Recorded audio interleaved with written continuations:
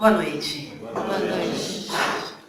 Louvado seja o nome de nosso Senhor Jesus Cristo, que para todos sempre seja louvado, honrado e glorificado. Como vão vocês? Como vão vocês? Muito bem. Com a graça de Deus e de Jesus, eu vou melhor do que eu posso merecer. Tânia, não tem as asperezas da vida? Sim. Sempre há dificuldade de todas as ordens para que possamos aprender com elas. Mas merecemos muito pouco e Deus tem nos dado tanto. Só o fato de estarmos aqui, respirando bem, de pé, já é um grande presente. Todas as outras dificuldades, todas as outras circunstâncias, através de nossa fé, através da nossa boa vontade, serão resolvidas à medida que nós aprendermos os ensinamentos de Jesus. O tema da nossa noite de hoje é o seguinte: lar, escola da fé. E é um tema que particularmente eu gosto muito, porque eu acredito que a família é o nosso núcleo de sustentáculo na Terra. Nada é mais importante na face da Terra do que a família. A família não é só uma instituição. A família é amor. A família é retorno. A família é recomeço. A família é tolerância. A família é perdão. Base da nossa sociedade. E, infelizmente, hoje em dia, nós temos visto muitos ataques das trevas diante das nossas famílias. Tanto que o Dr. Bezerra de Menezes, ele nos pede para que possamos falar a respeito das famílias nas tribunas mais vezes. Para que as pessoas se sintam mais fortalecidas e assim elas possam, todos os dias, se propor a recomeçar. Lá no Evangelho de Jesus, tem uma passagem que eu acho muito interessante e cabível aqui na noite de hoje, porque família é algo tão importante que nem o nosso amado mestre retornou para a terra sem a presença de uma família. Até ele tinha uma família. Teve José, Maria com os pais, né? Tinha os seus irmãos e esteve dentro desse núcleo familiar, esteve auxiliando o seu pai na capitaria durante muitos anos e vivenciou ao lado da sua família todo o amor universal até os 30 anos, quando ele sai para a vida pública. E ele sai para a sua vida pública após ter experimentado tudo aquilo que ele iria nos ensinar dentro da própria família. E conta-nos que Jesus, ele estava na casa do nosso querido Lázaro. Lázaro tinha duas irmãs, Maria e Marta. Os pais já não estavam mais vivos. E ele era muito amigo, Jesus era muito amigo de Lázaro. E, consequentemente, acabou se tornando amigo também das duas irmãs. Adorava o Mestre amado Jesus, está em companhia deles. E, sabendo Marta que Jesus, mais uma vez, iria passar pela sua casa, ela começou o seu vai e vem. Arruma daqui, arruma de lá, prepara isso, prepara aquilo. Igual quando nós vamos ter dentro da nossa casa uma visita ou uma reunião familiar. Nós nos desdobramos para que tudo saia da melhor forma possível. E ela não fizera de modo diferente. Ela fizera da mesma forma. Corria de um lado para o outro, para que tudo estivesse a contento. Enquanto a sua irmã, Maria, estava ajoelhada aos pés de Jesus, ali sentadinha, bonitinha, ouvindo Jesus falar. E ela ia e vinha. E aquilo que era prazeroso começou a se tornar algo torturante para Marta. É igual nós, né? Muitas vezes é prazeroso reunir a família, é prazeroso o almoço, as atividades de casa são muito prazerosas, só que às vezes a gente acaba achando que aquilo está maçante, que aquilo já está cansativo, que o outro poderia fazer também, por que será que o outro não faz? E tudo aquilo que era para ser feito com harmonia, nós começamos a desestruturar. Se eu posso fazer, outro também pode. Por que colocou aqui de novo essa toalha molhada em cima da cama, de novo esse assento molhado, e assim sucessivamente.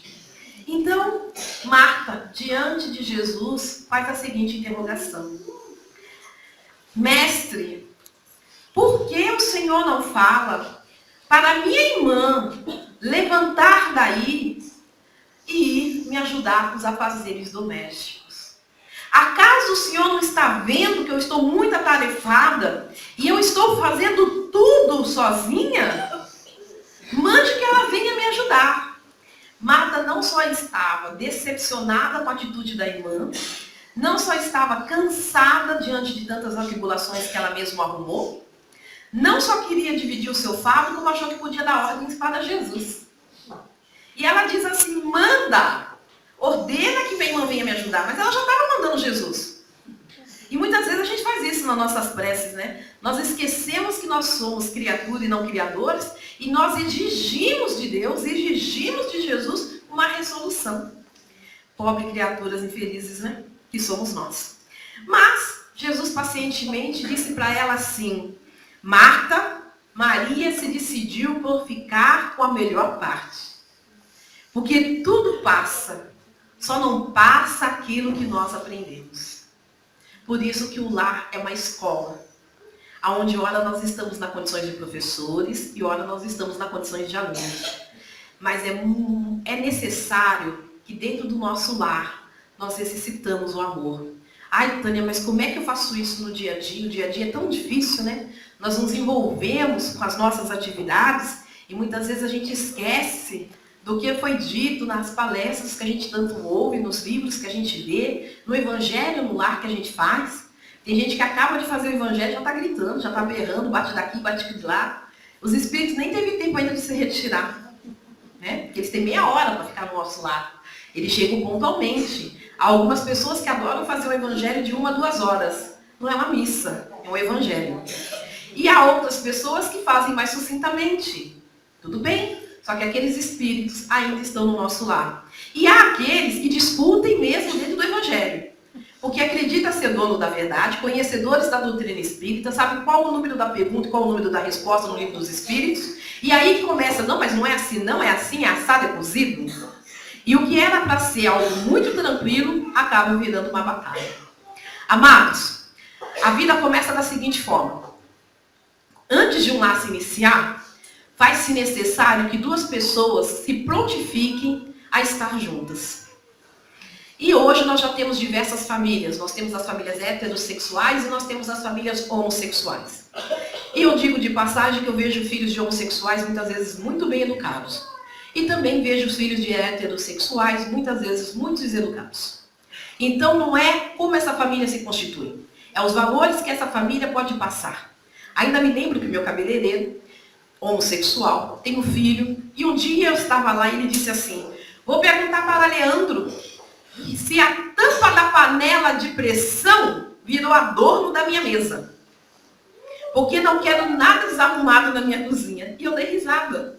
Ele falou, você ri, Tânia? Tenho que trazer o Leandro nas rédeas curtas, para que mantenha tudo organizado, para que cumpra com seus deveres na escola, para que cumpra com seus deveres no trabalho.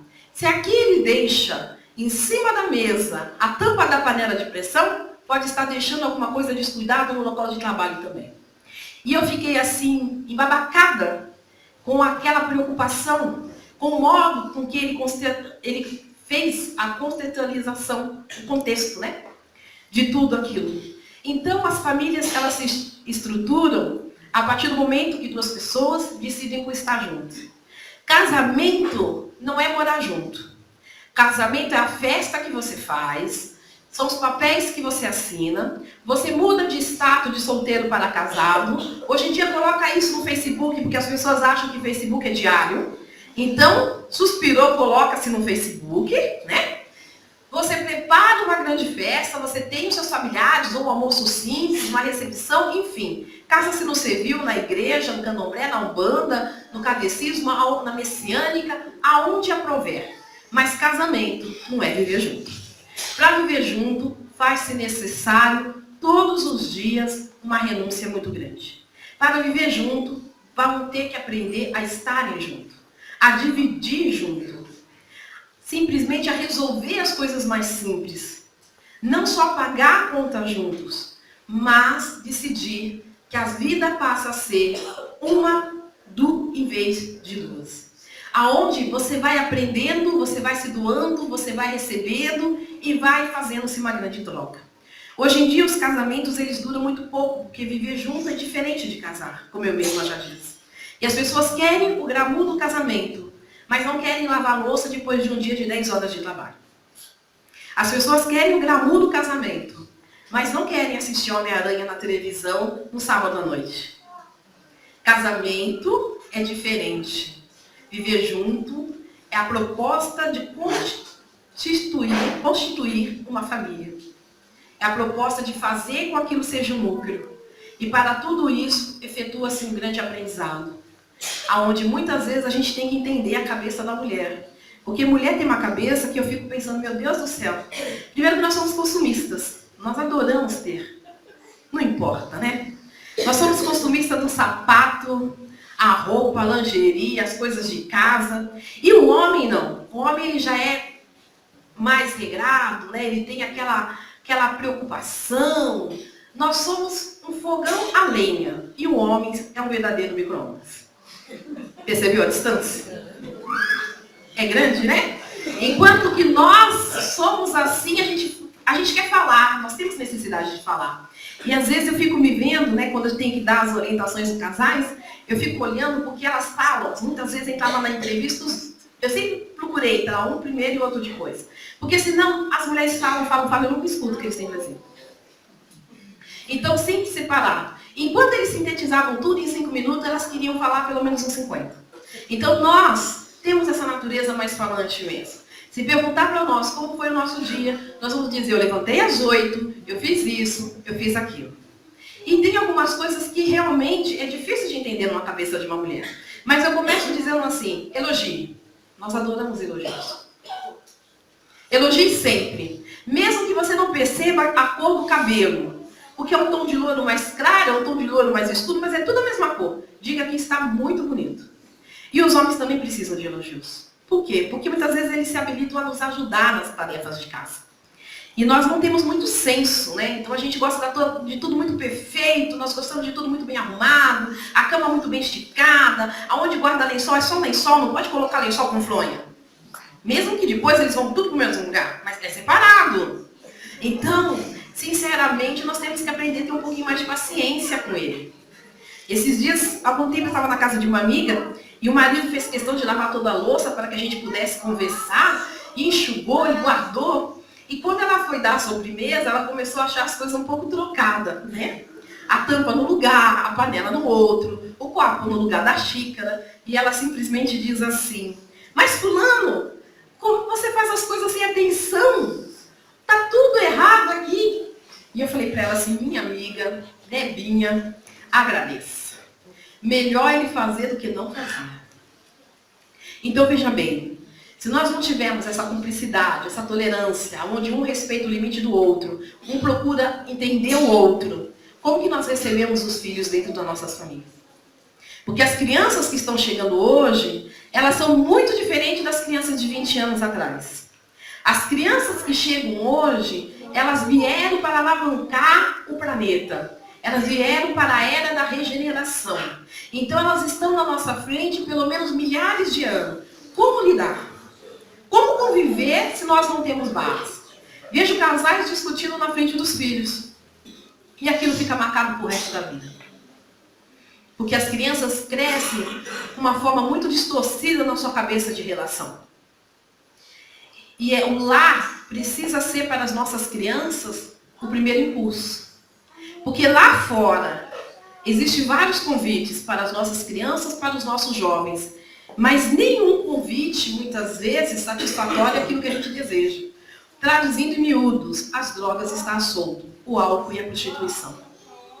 Vemos famílias, né? Vemos gente de famílias pobres, mas de famílias médias, de famílias de classe alta, jovens se enfurnando nas drogas, no álcool, no sexo fácil, na prostituição. As drogas é o que mais invade os lares hoje em dia. Infelizmente. E aí a gente fala assim, mas meu filho não usa droga não, eu estou muito tranquilo, graças a Deus. Mas ele está com o hábito de começar a fumar, ele gosta de ir para a balada e beber um pouquinho, é droga também. É do mesmo jeito. Então nós temos que passar desde o berço os princípios morais, junto com os exemplos. Porque existe mãe e pai que diz assim, eu não gosto de mentira. Aí o telefone toca, é aquela pessoa chata, diz assim, fala que eu não estou. Mas não gosta de mentir. Não entendi. Tem gente que diz assim, eu adoro tomar uma cervejinha. Outro dia eu estava no mercado, naqueles caixinhas 24 horas, aquelas coisas horrorosas, uma fila que só na misericórdia de Jesus, e o mercado, eu acho que faz de propósito, eles encheram aquele corredor onde estava o caixinha de cervejas. Tinha de todos os gostos ali. E eu estava ali encostado, muita gente estava ali encostada. E o menino que estava na frente do pai virou para ele e disse assim, pai, não esquece de pegar sua cerveja. E ele disse assim, você quer um refrigerante? Ele falou, eu quero. Eu falei, meu Deus do céu, o menino lembrando o pai de pegar a cerveja? Veja só, bebe na frente do seu filho de tal forma que ele aprenda que isso também é bom, e não é. Hoje nós temos mais jovens alcoólatras do que adultos. Então é muito preocupante. Nossos jovens não estão passando dos 25 anos de idade, simplesmente porque não tiveram bases dentro de casa. E muitas vezes, quando a gente dá a base dentro de casa, ele já se perde. Porque os nossos filhos são espíritos. E nós não sabemos de onde vem esse espírito. Porque, simplesmente, no livro do Evangelho segundo o Espiritismo, nos ensina assim. Nós temos a família consanguínea e nós temos a família espiritual. Uma procede da carne, a outra procede do espírito. A família consanguínea, para que nós possamos entender de forma simples, é essa que agora nós estamos. Só que nós já tivemos outras famílias. Esses espíritos, uns reencarnados em outros lugares, outros ainda no plano espiritual, são a nossa família espiritual, ligada a nós por afinidade. E quando eu falo afinidade, eu não estou dizendo que fazemos apenas coisas boas. Às vezes é afinidades ruins também. Mas nós estamos reunidos pelos mesmos valores e pelos mesmos princípios. Só que de tempo em tempo, a espiritualidade, ela retira alguns integrantes desse núcleo e coloca no outro núcleo, para que possamos aprender valores que ainda não trazemos e possamos passar para o outro valores que nós temos. É onde surge a família material. E essa família material, ela nasce com a responsabilidade de cada qual ali voltar para o plano espiritual, para a sua família espiritual, para a sua família de origem, melhor do que quando chegou e levar uma bagagem com princípios um pouco mais nobres. E o que ocorre? Às vezes, aquele espírito que chega na nossa família, como nosso filho, como nosso sobrinho, como nosso neto, como nosso irmão, ele não estava habituado ao nosso grupo porque não fazia parte da nossa família espiritual. Ele vem de outra família espiritual. Então, muitas vezes, são espíritos que trazem consigo uma vida espiritual muito elevada, mas são espíritos que muitas vezes trazem uma vida espiritual em decadência. Ismael, o expositor espírita, ele nos conta assim, que na casa espírita dele, uma vez chegou uma senhora. A cidade é pequena, interior de Minas Gerais, todo mundo conhece todo mundo. Essa senhora, ela era casada com um médico. Ela vinha de uma família muito católica, uma família muito boa, de gente assim, extremamente direito, o marido também, criou 3 filhos da mesma forma, deu a mesma educação, da mesma maneira. Mas assim como os dedos da mão, eles não são iguais, o que ocorre? O que ocorreu? Melhor dizendo, os filhos também não foram iguais, mesmo tendo a mesma criação. Então, um deles, ele nos conta que o rapaz do meio, ele era um usuário de droga.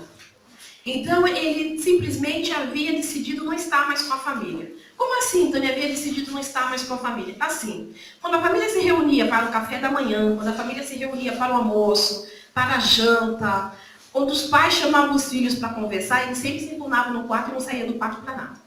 E quando ele saía do quarto, ele ia direto para a rua. Quando ele voltava, entrava de cabeça baixa, ia direto para o quarto e ali ele ficava. Ele não convivia com a família. E todos sabiam que ele era usuário de droga, e o pai, como médico, tinha feito de todas as maneiras para que ele largasse desse vício. Porque ninguém ali da família tinha esse vício. Não tinha o vício nem de beber, não tinha o vício nem de fumar, principalmente de drogas tão fortes.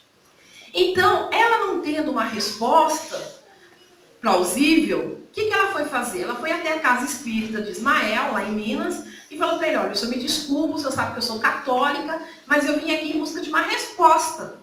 O meu filho está nessa condição, nós já tentamos todos os tipos de ajuda, nada dá resultado com esse menino, ele fica internado, está bem, quando ele sai, ele volta de novo com o uso das drogas, ele não fala comigo, não fala com o pai, não conversa com os irmãos, não tem relacionamento com ninguém da família. Ele fica sempre dentro daquele quarto e quando ele sai, a gente já sabe por que é, volta de cabeça baixa, não olha para ninguém e se enfunda no quarto de novo. E Ismael virou para ela e falou assim, tudo bem, eu vou pedir orientações aos guias espirituais, porque como ele conhecia aquela família, nem ele sabia o que explicar e o que dizer. E aí, na sessão espírita da noite, o mentor da casa, ele veio e trouxe a seguinte resposta. Fala para ela que essa é a melhor reencarnação dele. Que ele já é usuário de drogas em outras reencarnações. Só que ele cometia ainda o assassinato da família inteira. E que nessa reencarnação ele está muito bem. Que não é espírito ligados a eles, mas foi colocado dentro do lar deles para que eles pudessem, através do exemplo e do amor, ensinar aquele filho. E que ele está aprendendo sim. E ele entra de cabeça baixa e sai de cabeça baixa e não fala com a família porque ele tem vergonha do estado dele. Mas que ele está sendo muito ajudado. Porque nas outras reencarnações, ele estruturava todas as famílias por onde ele passava. E nessa ele encontrou um amor tão grande que ele não teve como desestruturar essa família. Ele está fazendo mal sim, mas ele está fazendo mal apenas para ele. Então, muitas vezes, a gente olha aquela pessoa que mora conosco e a gente fala assim, meu Deus, é tão diferente, né?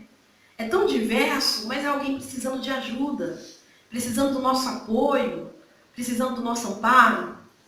Eu lembro que quando meu pai estava vivo, meu pai era alcoólatra, eu encarnei dentro de uma família, né? Com alcoolismo. Então, meu pai, meus tios eram alcoólatras e era uma situação muito complicada. E minha mãe já estava separada do meu pai, então minha mãe dormia na sala, meu pai dormia no quarto, e o quarto do meu pai parecia um chiqueiro. E eu que limpava, eu que cuidava das coisas dele, porque eles já não se entendiam mais. Então, eu cuidava de tudo. E quando eu entrava lá, eu estava fazendo a Ave Maria e o Pai Nosso. E eu ficava repetindo a Ave Maria e o Pai Nosso. Terminava um, começava outro, terminava um, começava outro. Por quê? Porque não era só a sujeira física, era também a sujeira espiritual. Eram irmãos que também viciados no alcoolismo também ali estavam. Porque por onde nós passamos, nós levamos companhias conosco. E as companhias, muitas vezes, elas são atreladas a nós pelo nosso comportamento. Então, quando o comportamento é da maledicência, a gente leva conosco espíritos maledicentes. Quando o comportamento é da luxúria, nós levamos conosco espíritos habituados ao sexo fácil. Então, é importante a prece. Dentro do lar é importantíssimo. E os nossos exemplos. Não adianta dizer eu sou espírita e não entregar um copo de água para ninguém beber dentro de casa e chegar na casa espírita e quer limpar o chão. Comecemos por limpar o chão dentro da nossa casa. Nem sequer desobrigado dentro de casa, porque acha que todo mundo tem obrigação de fazer algo. Mas fora de casa, desobrigado de sorrir para todo mundo. Então nós temos que tomar muito cuidado com as nossas atitudes. Quem nós somos? Como nos apresentamos? Se somos verdadeiramente espíritas, as nossas atitudes têm que ser condizentes com o Evangelho de Jesus. Madre Teresa de Calcutá, ela tem uma frase que eu acho assim, linda, o supremo. Ela diz assim, se quer ver o mundo em paz, volta para casa e comece amando os seus. Porque é fácil amar aquelas pessoas que têm mais afinidade conosco dentro da nossa família. Mas é difícil amar aquele parente que muitas vezes a gente não tem tanta afinidade. A conquista do amor, ela se dá todos os dias. Ela se dá constantemente. E diante da agressão, muitas vezes o silêncio é a melhor resposta. E nós não podemos entrar na faixa do outro. O outro é dado o direito de ser como quiser. Mas a nós, de Chico Xavier, é dado o direito e o dever de ser o melhor que pudermos. Então nós temos que olhar para aquele pai, para aquela mãe com muita tolerância. Porque às vezes a gente não trata o nosso pai e a nossa mãe bem, mas queremos que os nossos filhos nos tratem bem. Vejamos como tratamos os nossos idosos, para que através dos nossos exemplos eles nos tratem quando nós somos idosos. Vejamos o que dissemos. Tem gente que vive maldizendo os filhos. Padre Miguel, ele tem por hábito dizer assim que nós devemos abençoar os nossos filhos. E tem gente que fala que criança traquina, parece um diabo, que não sei o que faz, não sei o que... Eu me lembro que na semana passada, eu estava de tia, eu passei de tia quase o mês inteiro, né? Eu tenho 2 sobrinhas. A Sabrina ela tem 6 anos e a Lorena tem 2. As duas são extremamente difíceis. Espíritos que eu sei que têm evolução maior que a minha, mas espíritos que precisam ser trabalhados. É o diamante que precisa ser lapidado. Então, a Sabrina, ela tem o hábito, ela é muito desastrosa. E eu cheguei no mercado, estava com a carteira na mão, e fazia barulho, porque tinha muita moedinha ali dentro. E ela simplesmente arrancou a carteira da minha mão com tanta força. Deixa eu ver, tia. E ela é bruta, igualzinha a mim. O que eu vejo na Sabrina é aquilo que eu estava vendo. Então ela é bruta, ela arrancou aquilo da minha mão. Deixa eu ver, tia, já tocando. A minha carteira se pedaçou. As moedas foram para tudo quanto é canto. E naquele momento eu lembrei de Padre Léo. E eu comecei assim: filha abençoada de Deus vivo, Espírito iluminado, presença divina na minha vida. E comecei todo o evangelho para ela. E ela olhava para mim e disse: quebrou. Eu dizia: abençoado seja você no meu caminho. E que Deus me dê força e paciência de tolerar. Ou melhor, como eu falei para ela, me dê paciência. Porque se me der força, Sabrina, só Deus sabe o que eu faço. Então vejamos, nós temos que mudar algumas palavras. Algumas coisas precisam ser ditas de outras formas. Porque a minha vontade é dizer para ela: como você é desastrosa, menina. Essa mão sua pesada. Então nós precisamos trabalhar o nosso melhor lado. Porque assim nós vamos também trabalhando o melhor lado de quem está ao nosso lado. Nós precisamos olhar com um olhar mais atento para as pessoas que estão à nossa volta. Hoje pela manhã, não sei porquê, minha mãe não levantou-se muito bem. E eu tenho o hábito de levantar mais calada, até porque eu não tenho bom humor, como eu falei para vocês, pela manhã. Eu levantei mais calada, comecei a pegar minhas coisas, tinha que ir para a academia, muita coisa para fazer. E eu via que ela batia as portas, como ele inventou de lavar a louça. Começou a lavar a louça que estava na pia e depois bate caneca, bate xícara, bate copo, bate tudo. Empurra a gaveta com o pé e bate aqui, bate ali. E eu olhei aquilo. Ia tomar meu café da manhã, mas ela estava ocupando a pia. Abri meu celular, coloquei o fone no ouvido. Quando ela terminou, eu fui para a pia. Depois do almoço, ela já estava melhor. Eu não preciso entrar na faixa do outro.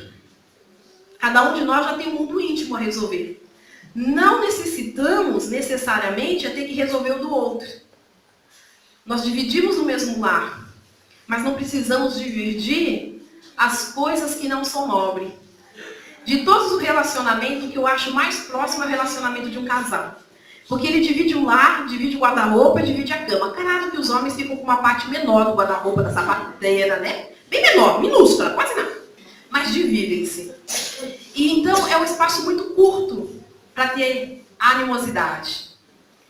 E é algo que tem que ser muito bem trabalhado. Porque quando os filhos chegam, agrega. E essa agregação, ela vai florir dentro da sociedade que a gente vive. Então, aprendemos, meus irmãos, que é necessário o amor que constrói, a renúncia, o silêncio, o perdão. Todos os dias a gente precisa dessas gotas. E tem uma historinha que eu vou contar rapidinho para vocês de Chico Xavier. Chico Xavier todo mundo sabe, né? O pai dele teve vários filhos no primeiro casamento, eu nem sei quantos. Do segundo também casamento foram numerosos. Então Chico tinha muitos irmãos e muitas irmãs. Ele vivia para aquela família. O seu salário era muito curto. E ele tinha que dar conta de cuidar de tudo, de cuidar de todos. Então, chegou um sobrinho na família do Chico. Criança sempre nos traz muita alegria. É uma bênção, né? Só que essa criança chegou com algumas limitações. Esse menino não enxergava, não ouvia e não falava. As suas mãos eram retorcidas e os pés também. E ele precisou cuidar desse sobrinho, porque o irmão já havia falecido. E a cunhada, quando deu à luz e viu aquela criança que parecia um verdadeiro monstrengo, ela entrou num estado de surto tão grande que ela teve que ser internada. E restou para Chico Xavier cuidar, porque senão a criança seria levada à adoção. Mas a espiritualidade contava com Chico. E Chico Xavier trabalhava, tinha casa espírita, tinha inúmeros afazeres. Mas era ele que cuidava do menino. Ele tinha que, no meio das suas atividades, dos seus afazeres, cuidar dessa criança. Essa criança foi crescendo, mas não conseguia falar. Soltava alguns ruivos que parecia mais um bicho. Para que pudesse comer, Chico tinha que mastigar a comida na boca.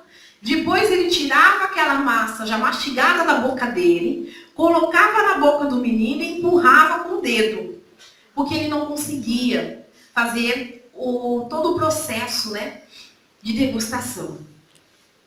Então foi assim que Chico ficou por alguns anos. E ele tinha problema pulmonar.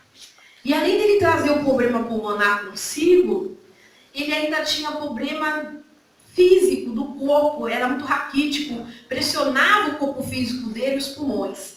Então ele estava sempre acamado por um motivo para o outro. E sempre gastando com ele com muitas medicações.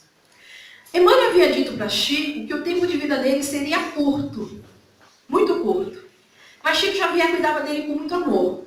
Para que ele pudesse fazer as necessidades, Chico Xavier tinha que levar ele para o banheiro e pegar uma mangueirinha do chuveiro, introduzir no menino, no ânus do menino, para que ele pudesse evacuar, porque ele tinha essa dificuldade. E Chico passou assim 9 anos, até que ele teve uma pneumonia muito forte, que tomou conta dos 2 pulmões, e ele já entrou naquela fase de delírio, naquela fase de ir embora. E Emmanuel chega para Chico Xavier e diz assim: Chico, ele vai retornar. E Chico começa a chorar, porque havia se apessoado ao seu sobrinho com tanto amor que para ele era um filho. E não era um fardo para ele. Enquanto para nós, alguns entes queridos se assemelham a um fardo, para Chico era a oportunidade de exercer a caridade tão falada dentro de casa. E ele começa a chorar. E Emmanuel fala: não faz assim, porque ele está aprendendo muito com você. Porque Chico, conforme cuidava do menino, Chico aproveitava para falar do Evangelho, para cantar, para recitar poesias. Ele não somente cuidava do corpo, como ele cuidava do espírito. Ele fazia preces com aquele menino. Então, quando ele já estava nos últimos instantes, próximo ao seu desencarne, ele abriu os olhos e balbuciou a seguinte palavra: Chico.